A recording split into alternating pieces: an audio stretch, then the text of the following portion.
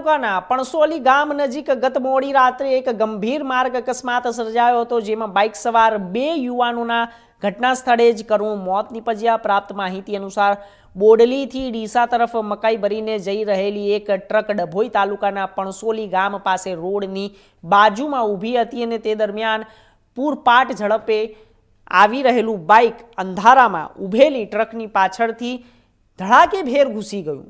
અકસ્માત એટલો ભયંકર હતો કે બાઇક પર સવાર બંને યુવાનોને ગંભીર ઈજાઓ પહોંચી. તેઓએ ઘટના સ્થળે જ દમ તોડી દીધો. અકસ્માતમાં મૃત્યુ પામનાર યુવક છોટાઉદેપુર જિલ્લાના પાઉજેતપુર તાલુકાના કાવર ગામના રહેવાસી હતો. અકસ્માતની જાણ થતાં ડભોઈ પોલીસનો કાફલો તાત્કાલિક ઘટના સ્થળે દોડ્યો. પોલીસે મૃતદેહનો કબજો લઈને કાર્યવાહી હાથ ધરી અને બંને મૃતદેહોને પોસ્ટમોર્ટમ માટે ડભોઈ રેફરલ હોસ્પિટલ ખાતે મોકલવામાં આવ્યો.